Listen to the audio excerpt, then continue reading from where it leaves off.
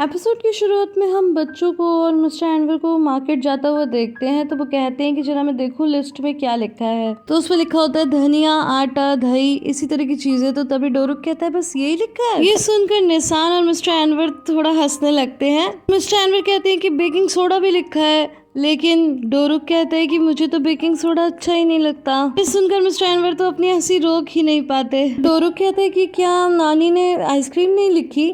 तो ये सुनकर मिस्टर एनवर कहते हैं कि अरे उन्होंने तो बिग लेटर्स में लिखा है कि आइसक्रीम लानी है। तो सुनकर डोरुक गोल घूम जाता है नाना जी का हाथ पकड़कर, और इस तरह हंसी खुशी वो लोग मार्केट की तरफ जाते हैं। अब नेक्स्ट सीन में हम देखते हैं कि बाहर कहती है कि मॉम मुझे माफ़ कर दीजिए। तो मिसेस हतीजी कहती हैं कि क्यों बेटा। तो वो कहती है कि हॉस्पिटल में जब मिसेस बाहर आई तो मैंने बड़ी ही अच्छी तरह बात की, मैं ये भी भूल गई कि कमरे में आप भी मौजूद हैं। तो मिसेस हतीजी बोलती हैं कि बेटा मैंने उन्हें माफ़ कर दिया क्योंकि उन्होंने मेरी पूरी मदद की तुम्हारे केस में। हालांकि हो सकता है उसने ऐसा इसलिए किया हो क्योंकि तुम हमदी की बेटी हो। तो गाइस मैं बता दूं कि बाहर के पापा का नाम हमदी है। फिर वो कहती है जो भी हो, लेकिन उन्होंने हमारे लिए इतना किया तो मैंने उन्हें माफ़ कर दिया, और मैंने तुम्हारे पिता को भी माफ़ कर दिया। अब नेक्स्ट सीन में हम देखते हैं कि मिस्टर एनवर और दोनों बच्चे सुपरमार्केट में होते हैं। शॉपिंग करने के बाद जब वो लोग काउंटर पे जाते हैं तो काउंटर वाली लेडी कहती है कि जो लोग भी 100 लिरास से ऊपर की शॉपिंग कर रहे हैं हम उन्हें गिफ्ट व्हील वाला गेम खिला रहे हैं, तो क्या आप खेलेंगे। तो मिस्टर एनवर तो मना कर देते हैं और कहते हैं कि हमारे पास टाइम नहीं है। तो तभी निसान कहती है कि क्या हमें गिफ्ट मिलेगा। तो वो कहती है कि हाँ यहाँ बहुत सारे गिफ्ट हैं। तो डोरुक पूछता है कि क्या बॉल भी मिलेगी। तो वो कहती है कि हाँ तुम्हें कैसे पता। दोनों बच्चे अपने नाना जी से जिद करने लगते हैं कि हम भी ये गेम खेलेंगे। तो वो फॉर्म भर देते हैं। तो तभी तो निसान कहती है कि अरे मैं चाहती हूँ कि मम्मा के लिए डिश वॉशर मिल जाए। तो डोरुक कहता है कि नहीं बॉल मिल जाए, और इस तरह से दोनों चिल्लाते चिल्लाते जाते हैं गेम खेलने के लिए। तो मिस्टर एनवर कहते हैं कि बच्चों ऐसा मत करो, सब लोग डिस्टर्ब होंगे।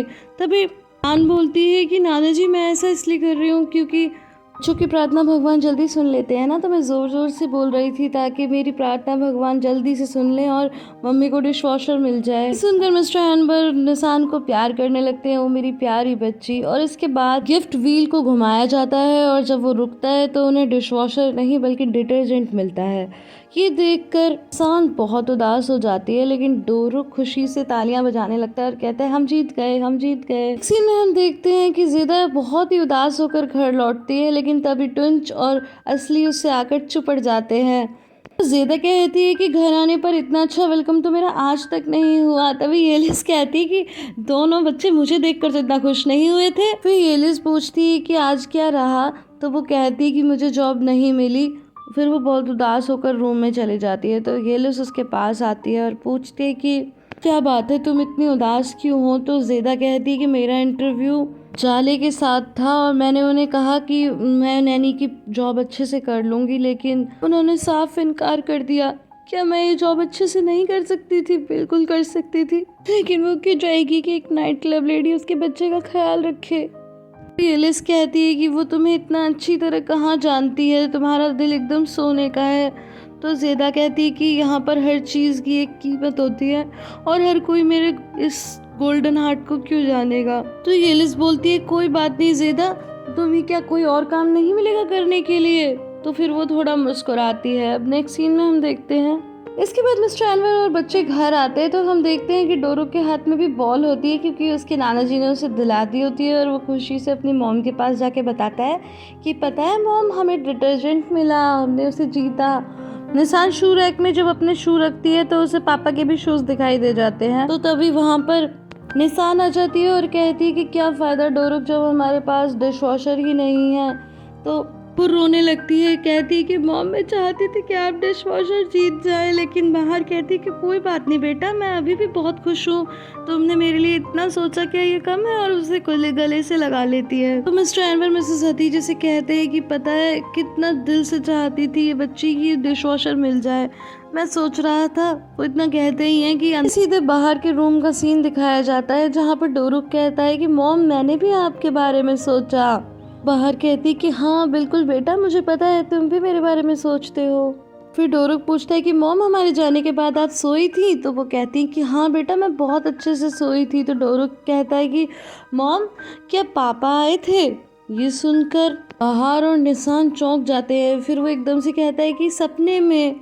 तो वो कहती है कि बेटा मुझे अपना सपना याद नहीं है। तो ये सुनकर वो बहुत उदास हो जाता है और ये बात बाहर भी नोटिस कर लेती है। तो वो एकदम से बोलती है, अरे अरे अरे मुझे सपना याद आ गया, याद आ गया, मैंने सपने में तुम्हें देखा था।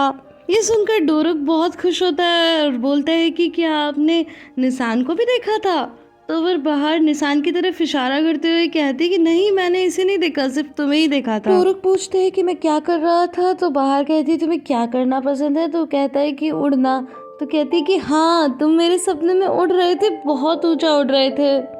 तो कहते हैं कि एकदम पक्षी की तरह? तो कहती है कि हाँ, पक्षी की तरह। तो पूछते हैं कि मम्मा फिर क्या हुआ? तो बाहर कहती है कि तुम एक बहुत ही ऊंचे पेड़ से बहुत ही प्यारा सा फ्रूट लेकर आए और तुमने मुझे दे दिया।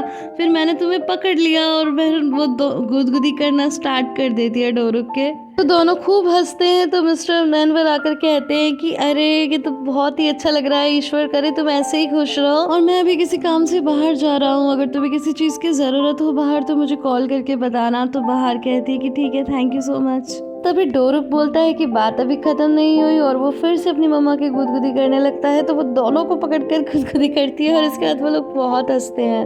नेक्स्ट सीन में हम देखते हैं कि पेरिल सार्प के पास आती है और कहती है कि क्या तुम काम कर रहे हो? तो वो कहता है कि मैंने हफ्तों से काम नहीं किया, इसीलिए मैं काम कर रहा हूँ। पेरिल कहती है कि ये अच्छी बात है, इससे तुम्हारा माइंड भी थोड़ा सा बढ़ जाएगा। तो वो कहता है कि नहीं, मैं अपना माइंड डिस्ट्रैक्ट नहीं करना चाहता। तो पेरिल बोलती है कि ठीक है, फिर मैं बच्चों को जाकर देख लेती हूँ। लेकिन तभी कोई डोरबेल रिंग करता है। वो जाकर खोलती है तो सामने तीर होता है और वो कहता है कि मैं सार्प भाई से मिलना चाहता हूँ, और इसके बाद वो उससे बात करता है। लेकिन पेरिल के वहाँ मौजूद होने की वजह से वो खुलकर कुछ बात नहीं करता। तो ये बात पेरिल समझ जाती है और वो कहती है कि मैं अंदर जाती हूँ ताकि आप लोग कंफर्टेबली बात कर सको। तो मुनीर नज़ीर के बारे में बताता है सार्प को और कहता है कि एक आदमी तो हमारे कंट्रोल में है लेकिन दूसरा आदमी हमारे कंट्रोल में नहीं है, इसीलिए प्लीज़ आप उस घर में मत जाइएगा, क्योंकि फिर हम आपको भी नहीं बचा पाएंगे और आपके पुराने परिवार को भी नहीं बचा पाएंगे। ये सुनकर सार्प गुस्सा हो जाता है और कहने लगता है कि नहीं, वो मेरा पुराना परिवार नहीं है, वो मेरा परिवार है। फिर बोलता है कि आई एम सॉरी, लेकिन सार्प बहुत गुस्सा होता है और वो यही कहता रहता है कि वही मेरा परिवार है, और उसकी आवाज़ सुनकर पेरिल भी बाहर आ जाती है। नेक्स्ट सीन में हम देखते हैं कि दो आदमी बाहर के घर आते हैं और उनके पास डिश वॉशर भी होती है। तो वो कहती है कि आप शायद गलत एड्रेस पर आ गए, लेकिन तभी मिस्टर एनवर वहाँ आ जाते हैं और एकदम हाँफते हुए कहते हैं कि नहीं नहीं, ये लोग सही एड्रेस पर आए हैं। और फिर बाहर से कहते हैं कि देखो बेटा, अगर हम तुम्हें ये सब बताते तो तुम मना कर देती, लेकिन तुम्हें डिश वॉशर की ज़रूरत तो है। सान डिश वॉशर को देखकर बहुत ही खुश होती है और खुशी से वो मिस्टर एनवर और अपनी नानी को गले लगा लेती है। तो फिर बाहर कहती है कि लेकिन आपकी कंडीशन भी तो ठीक नहीं है। मिस्टर एनवर कहते हैं कि देखो बेटा, परेशान मत हो, हमारे पड़ोस में एक लड़का रहता है, उसने नई डिश वॉशर खरीद ली और वो पुरानी बेचना चाहता था। तो हमने कहा कि ठीक है, हमें दे दो। और ये सुनकर बाहर बहुत ही ज़्यादा खुश होती है और खुशी से मिस्टर एनवर को गले लगा लेती है और मिसेस हतीजे को भी गले लगाती है। और तभी डोरक कहता है कि मैं उसे भी बता देता हूँ। और फिर वो डिटर्जेंट के पास जाके कहता है कि प्यारे डिटर्जेंट, अब हमारे पास डिश वॉशर भी आ गया है। फिर वो आदमी उन डिश वॉशर की अनबॉक्सिंग करने लगते हैं। तो इनमें बच्चे भी उनकी मदद करते हैं और निशान खुशी से तालियां बजाने लगती है। फिर मिसेस हतीजे मिस्टर एनवर से कहती हैं कि चलिए अब घर चलते हैं। लेकिन बाहर कहती कि ऐसे कैसे मॉम, आपने अभी तक डिनर तो किया ही नहीं।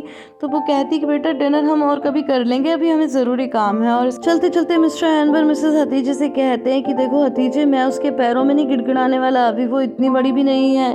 तो मिसेस हतीजे कहती हैं कि कोई बात नहीं, तुम घर चले जाओ, मैं उसे लेकर आ जाऊंगी। अब नेक्स्ट सीन हम देखते हैं कि मिस्टर स्वात और शीरीन दोनों ही ड्राइंग रूम में बैठे हैं और शीरीन कुछ ड्राइंग कर रही है। तभी मिस्टर स्वात कहते हैं कि तुम क्या ड्राइंग कर रही हो? तो वो कहती है कि मैं तुम्हें बना रही हूँ।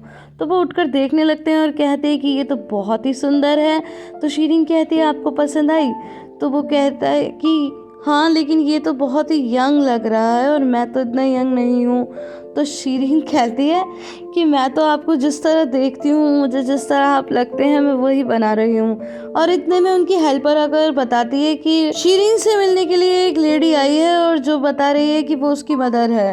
तो मिस्टर स्वाद कहते हैं कि उनसे कह दो कि शीरीन किसी से नहीं मिलना चाहती, लेकिन शीरीन कहती है कि नहीं नहीं मैं मिलना चाहती हूँ, अगर आपकी इजाज़त हो तो।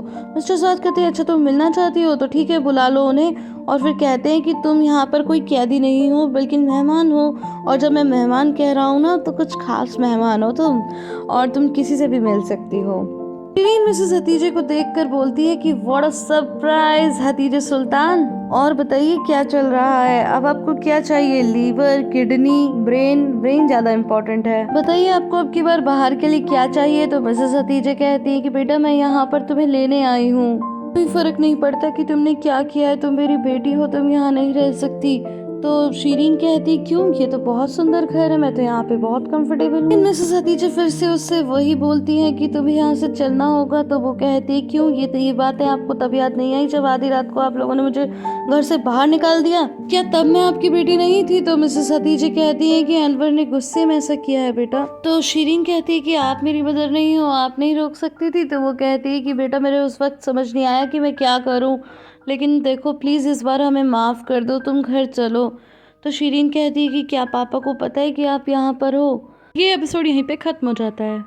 गाइस आई होप आपको ये वीडियो पसंद आई होगी, अगर पसंद आई है तो इसे लाइक शेयर एंड कमेंट करना बिल्कुल भी ना भूलें। फिर मिलती हूँ अगली वीडियो में, तब तक के लिए bye bye and take care.